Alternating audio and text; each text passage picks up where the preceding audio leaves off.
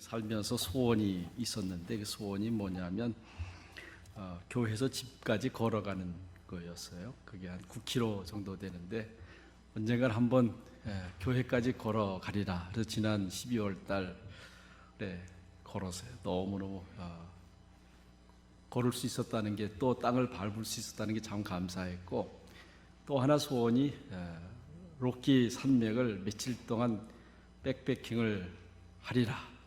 작년 8월 달에 제 아들이 아주 휴가 와서 3박 4일 동안 35km짜리 배낭을 지고 한 100km 정도 산행을 했습니다. 너무너무 아름다웠는데 많은 분들이 그 나이에 그 무릎으로 할 수 있느냐.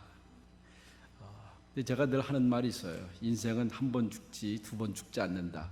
언젠가는 한 번 죽을 건데 해보고 죽어야 원이 없지. 하고 싶은 걸 하지 못하고 죽으면 그 한 맺힌 삶이 된다. 그래서 제가 이제 올해 은퇴하게 되는데 그 소원을 꼭 이루었습니다. 톨스토이라고 하는 분은 이런 말을 했어요. 사람은 희망에 속기보다는 절망에 속는다. 이렇게 많이 사신 분들은 무슨 말인지 알 수 있을 거예요. 희망에 속기보다는 절망에 속는다. 예를 들면 그런 겁니다. 사람은 죽습니다. 죽음을 피해갈 사람은 아무도 없습니다.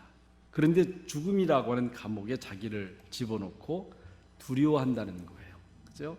죽음에 대한 두려움을 갖지 않은 분들은 별로 없을 거예요. 저도 이렇게 말하지만 죽음에 대한 생각을 늘 하게 되고, 때로는 나에게 암 말기 판정을 받았을 때 내가 어떻게 그걸 대처할 수 있을까, 그런 고민을 하게 돼요.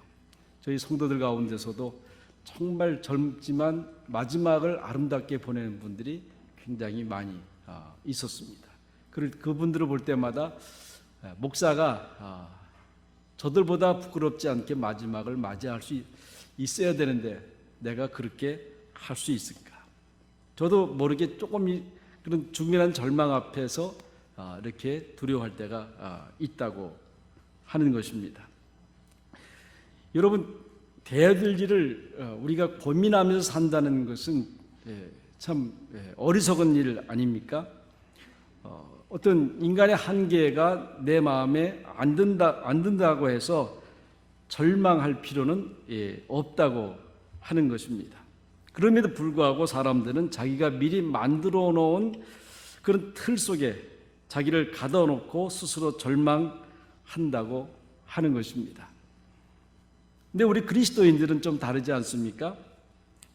사람에게는 그것이 끝이지만 하나님께서는 곧 그것이 시작이라고 하는 것이죠. 죽음이 그런 거예요. 사람에게는 끝이지만 그 시간부터 하나님께서 우리에게 마련해 놓으신 영생이라는 것이 이어져 가는 것입니다. 그렇기 때문에 우리가 이런 절망이라고 하는 감옥을 만들어 놓고 그것을 고민하고 산다는 것이 참으로 어렵거라는 거죠.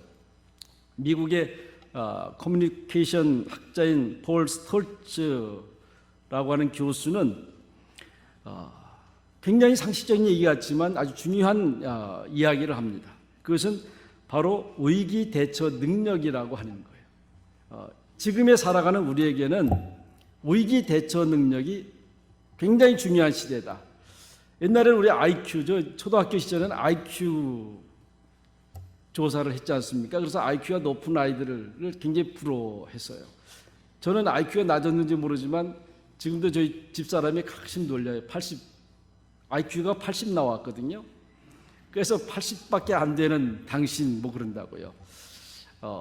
그 다음에 뭐 EQ, Emotional Quotients라는 말을 쓰잖아요. 여러 가지 그런 걸 쓰지만 지금 현 시대는 AQ라고 하는 것이 중요하다. Advanced Quotients라고 하는 겁니다. 역경에 부딪혔을 때 그것을 어떻게 생각하고 어떻게 대처하냐에 따라서, 그걸 어떻게 받아들이냐에 따라서 성공이 좌우될 수 있다고 하는 거예요.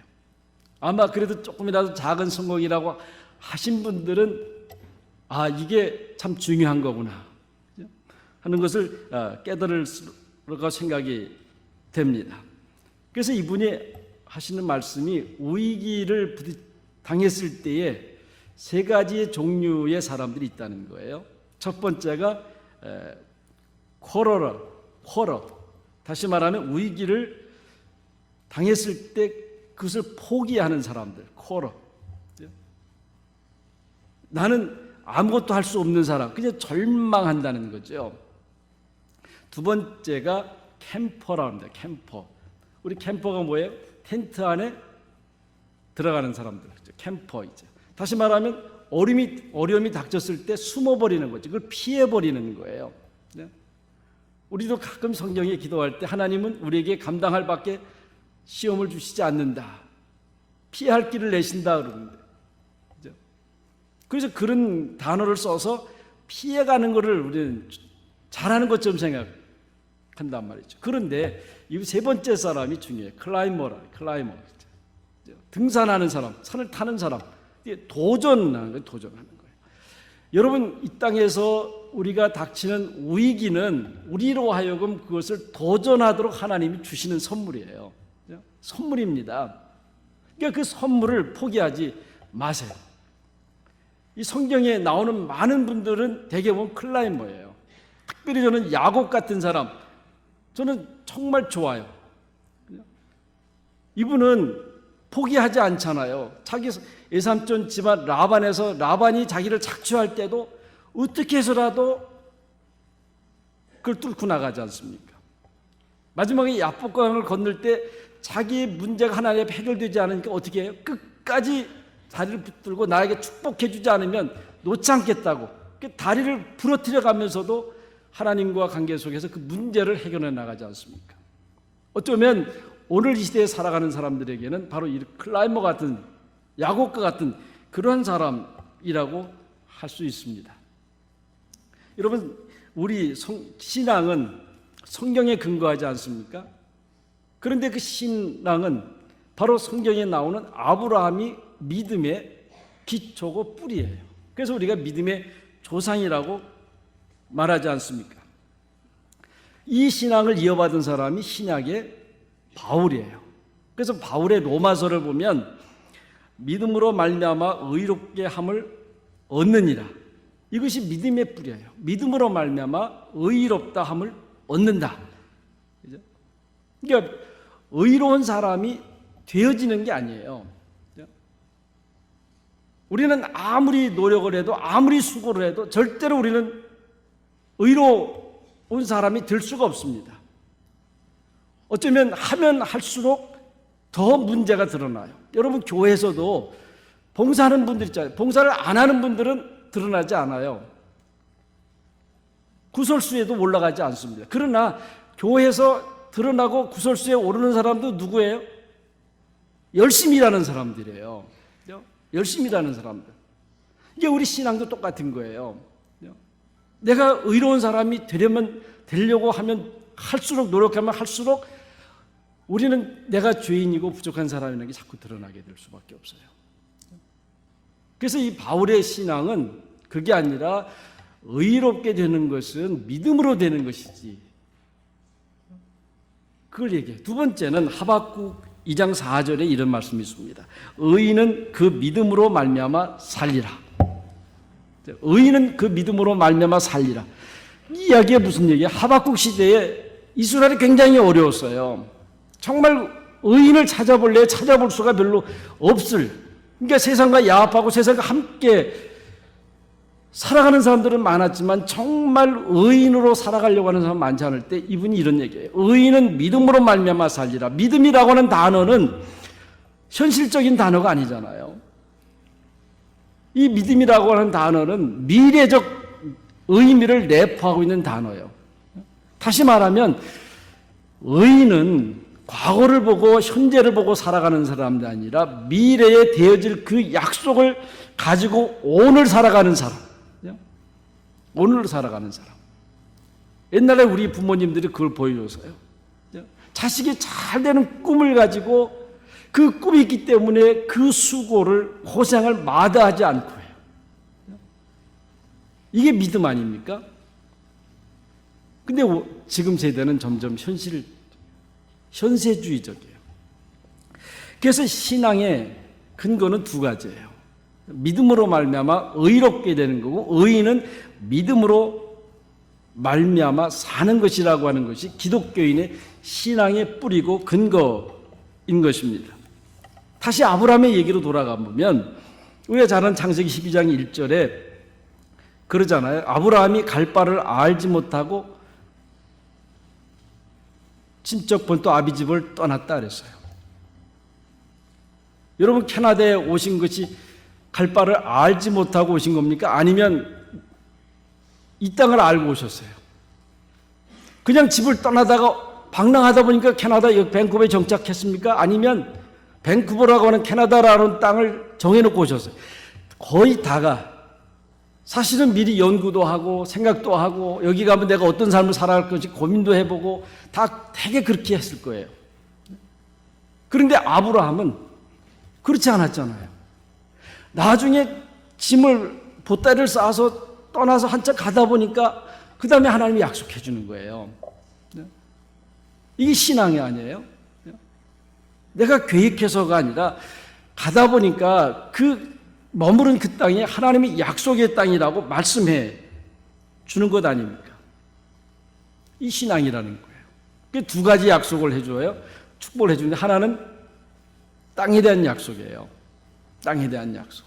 이게 예수 믿는 사람들은 사실은 잘 살아야 돼요. 어떻게 해서라도 열심히 잘 살아야 돼요. 두 번째는 자손에 대한 축복을 해줍니다. 이거는 바로 기업의 축복이에요. 그래서 하나님이 자녀를 안 주시면 그건 어쩔 수 없잖아요.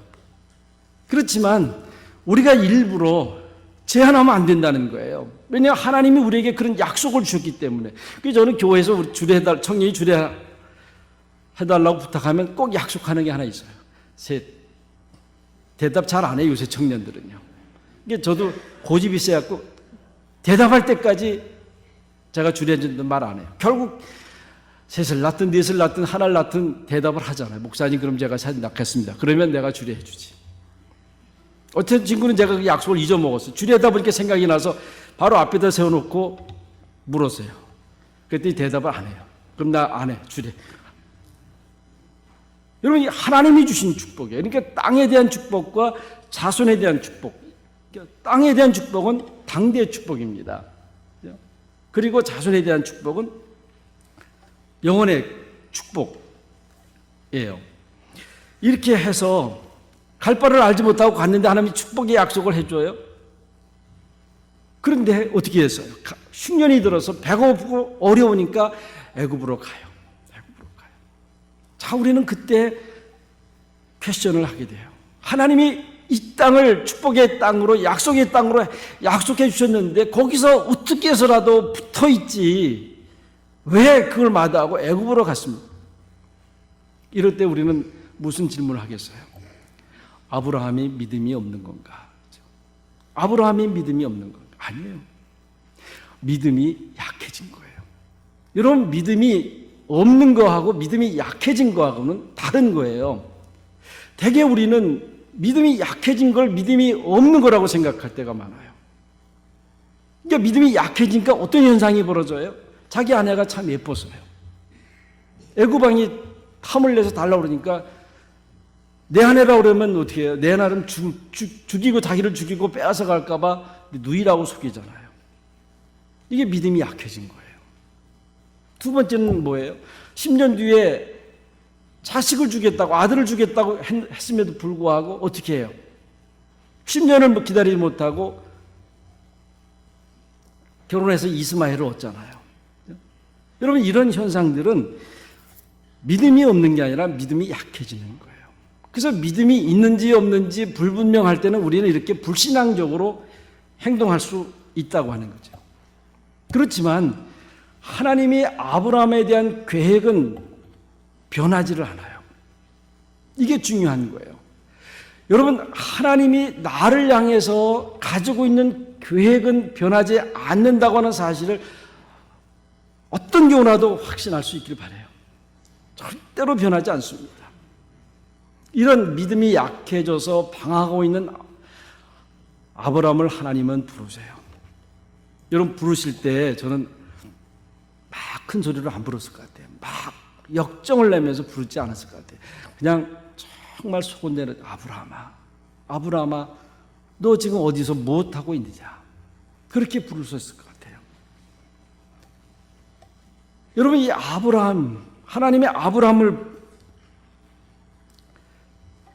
부를 때 사실은 이 아브라함은 그 부름에 대해서 그대로 받아들이는 것을 보게 됩니다. 성경에 보면 그 부르시면서 그런 실수했던, 나약했던 아브라함을 꾸짖었다는 말, 나무랬다는 말 한마디도 없습니다. 왜 거짓말했느냐? 왜 거짓말했느냐? 왜 애굽으로 내려갔느냐고. 성경을 어디를 봐도 아브라함을 꾸짖었다는 말이 없습니다. 이런 믿음이 약해진 아브라함에게 부르시면서 하신 것은 뭐냐면 그 전에 해줬던 그 약속을 다시 환기시켜줘요. 그 약속을 다시 기억나도록 해주십니다. 여러분 내가 만약에 아브라함이라면 믿음이 연약해져 이 아브라함처럼 내가 그런 상태에서 하나님이 나를 부르셨다고 하면 여러분은 어떤 반응을 할 수 있겠습니까? 어떤 반응을 할 수 있겠어요? 대개 보면 그럴 거예요. 하나님이 저를 사랑해 주시고 기억해 주는 거 감사하지만 저는 실수도 많이 하고 거짓말도 했고 이제 하나님 앞에 나는 설 수가 없습니다. 또한 이미 하나님 나는 우리 부인은 단산하지 않았습니까? 그러니까 부르신 것 사랑해 주시고 감사하지만 그저 용서해달라고 그 기도 이상 더 하겠어요? 그리고 이제부터는 하나님이 내게 주시는 그 사랑을 받아들일 수가 없습니다. 이제 저는 하나님이 일을 할 자격도 없는 그런 사람입니다. 그리고 절망하고 포기하지 않겠어요? 그야말로 코라 같은 사람, 캠퍼 같은 그런 사람, 결국 과거에 매이는 그런 사람이 됩니다. 근데 아브라함이 정말 훌륭한 게 뭐겠습니까? 하나님이 아브라함의 과거를 묻지 않으셨어요. 왜 애굽으로 내려갔냐고, 왜 거짓말했냐고, 왜 약속을 믿지 못하고 하갈하고 장가들어서 이스마엘을 낳냐고 그런 얘기를 묻지 않아요. 근데 아브라함의 훌륭한 점은 뭐냐면 아브라함이 묻지 않는 과거에 대해서 스스로 자기 과거에 대해서 생각하지 않아요. 때로 그런 분들이 계세요. 상대가 묻지도 않는 이야기를 스스로 막 털어놓는 사람들이 있어요. 여러분 상대가 묻지 않는 얘기는 얘기하지 마세요. 그냥 솔직해지고 싶다고 해서 이야기하면 그럼 안 돼요. 아브라함이 그런 사람. 하나님이 묻지 않는 과거에 대해서 자기 스스로도 묻지 않습니다. 그리고 하나님의 부르심과 다시 상기시킨 약속에 대해서 그대로 깨끗한 마음으로 받아들여요. 내년에 아들을 낳으리라. 뻔히 알잖아요. 자기 아내가 탄산했는데 그거 알잖아요. 그럼에도 불구하고 그대로 받아들입니다. 여러분 죄송하지만 이 지식인들이 믿음 갖기가 어려운 게 뭐냐면 지식인들은 자기가 알고 있는 지식과 경험을 가지고 하나님의 말씀을 판단해요. 적어도 우리 그리스도인들은요, 하나님의 말씀 앞에 이성적 판단과 이성적 비판을 멈출 수 있어야 돼요. 이게 믿음의 사람 아닙니까?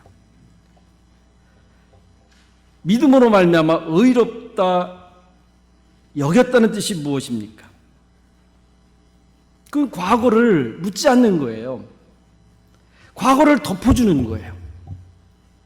과거가 있지만 그걸 기억해 주지 않는 것이 의롭다 여기는 거예요.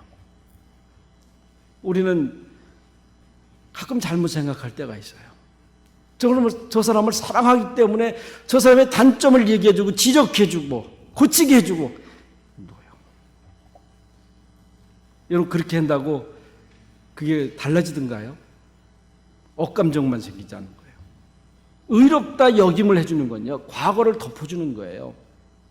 과거에서 잊어주는 거예요. 그래서 우리는 의롭담을 여겼다고 하는 것은 그것을 그대로 수용해 주는 거예요. 받아주는 것.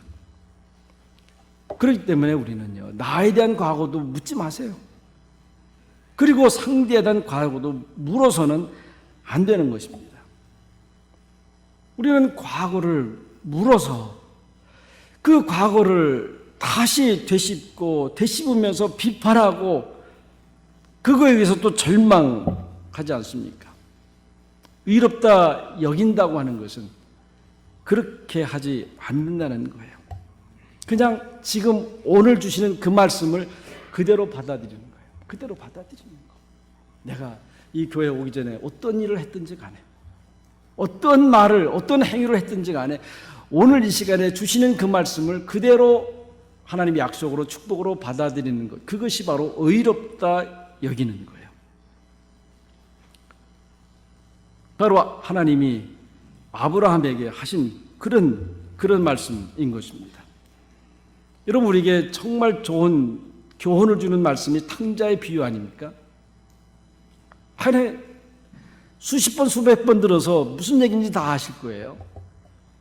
그 둘째 아들 얘기는 무슨 얘기예요? 하나님을 믿는 사람들은 둘째 아들이 돼야 된다는 거예요. 둘째 아들이 돼야 된다. 둘째 아들이 돼야 된다. 첫째 아들 같은 그런 태도를 가지면 안 된다고 가르쳐 주는 거 아니에요? 첫째 아들은 정말 성실했어요. 아버지 곁을 떠나지도 않고 아버지 재산을 잘 지켜서 수고도 했어요. 그런데 하나님은 첫째 아들 같은 그런 사람이 되라고 말하지 않아요. 왜 그렇습니까? 첫째 아들은요, 다 탕진하고 돌아왔어요.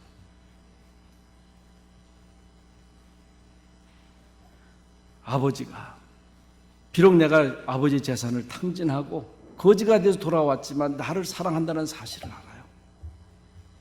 벌써 딱 보면 알잖아요. 아버지가 나를 사랑하는 거예요. 근데 그 사랑을 그대로 받아들여요. 아버지가 두는 걸 안아주고 잔치를 벌리고 할 때 아버지, 나는 이런 대접을 받을 수 있는 자격이 안 됩니다. 아버지 재산을 다 가서 잃었고 이제 거지가 돼서 이렇게 돌아온 내가 아버지의 사랑을 어떻게 받아들일 수 있습니까? 도망가지 않아요. 그대로 다 받아들여요. 왜 그렇겠어요? 아버지의 사랑을 알고 아버지의 사랑을 받는 것이 효자라는 걸 알았기 때문에 그런 거예요. 아버지가 자기를 사랑하는 그 사랑을 받아들여 주는 것이 아버지께서 기뻐하는 그런 걸 알았기 때문에 그런 거예요.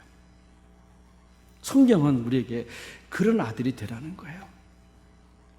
여러분, 세상에서 우리가 다 그저 성실하게 정직하게 부지런하게 살기를 위하여 기도하지만 그렇게 살아낼 수 있는 사람이 몇이나 되겠어요? 아버지 앞에서 우리가 어떻게 얼굴을 들고 예배를 드릴 수 있겠어요?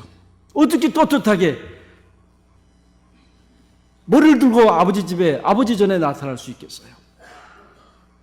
그러나 아버지가 기뻐하시는 건 그럼에도 불구하고 얼굴 들고 들어오라는 거예요. 와서 말씀으로 먹고 교제하면서 먹고 쉬고 치유받고 아버지는 그걸 기뻐하는 거예요.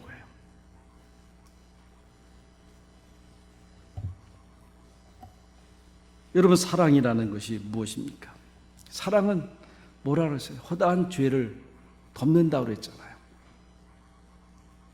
허다한 죄를 덮어요. 그 죄는 어떤 죄는 덮을 수 있고 어떤 죄는 덮을 수 없는 그런 게 아니에요. 사랑하면 어떠한 죄도 덮을 수 있는 거예요. 사랑하면 내 죄도 덮을 뿐만 아니라 남의 죄도 덮을 수 있는 것입니다. 아브라함의 위대한 믿음은 바로 이거예요.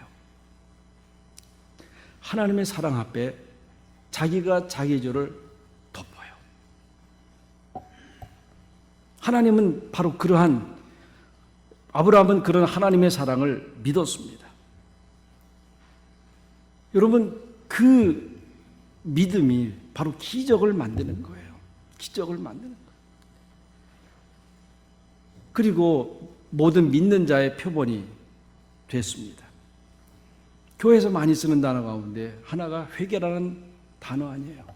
회개라는 단어. 우리는 아버지 집에 와서 회개를 해요. 뉘우쳐요. 그럼에도 불구하고 또 그걸 되씹어요. 그리고 슬퍼하고 탄식하고 절망하고. 여러분, 그거는 예수를 믿는 게 아니에요. 하나님의 사랑을 둘째 아들처럼 받아들이는 신앙이 아닙니다. 한 번 회개했으면 끝이요. 그건 저희 교회에서 하는 거 있어요. 예배 시작할 때요. 그러므로 예수 그리스도 안에 있는 자에는 결코 정죄함이 없느니라. 적어도 예배 드리는 순간에는 나는 하나님의 아들로 정죄받지 않는 아들로서 딸로 예배 드리는 것이다. 절대로 정죄가 없다. 제가 그런 선포하면 그 다음에 우리 장로님 올라와서 기도해요. 저희들은 장로님은 절대 회개기도 못하게 해요. 왜요? 앞에서 뭐라 그랬어요? 그리스도 안에 있는 자에는 결코 정죄함이 없다. 가끔 우리 장로님들이 입버릇처럼 올라와서 회개기도 하면 저한테 혼나요. 하나님을 모르고 하는 거라고. 이미 하나님이 여기에 오늘 예배 참여한 모든 분들의 죄를 다 용서해 주고 정죄함이 없다라고 하는데 무슨 회개 기도를 또 하냐고. 안 되는 거예요. 그래서요, 주일날 와서 이렇게 예배 드리고 하나님이 나를 의롭다 함을 내가 받아들이고 그걸 수용하고 그 일주일 동안 그 믿음 가운데 살아가요. 그 믿음 가운데. 그래서 가끔 농담 가운데 그래요. 목사님, 제가 이거 하고 싶은데 이게 잘못된 건 줄 아는데 하고 싶은데. 그래서 하세요. 하시고 하나님 앞에 회개하면 하나님이 다 용서해 주는데 뭘 걱정하냐고. 여러분, 세상 살면서 너무 두렵게 살지 마세요. 하나님의 아들로 당당하게 사세요. 그리고 때로 죄를 지을 때 죄를 지세요. 그리고 하나님 앞에 아버지, 나 실수했습니다.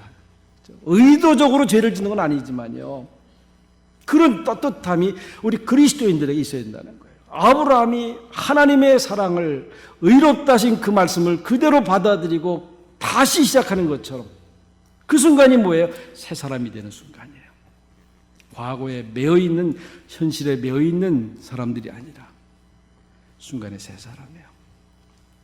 여러분, 오늘 예배 드리면서 다 새 사람인 줄 그렇게 아시기 바라요.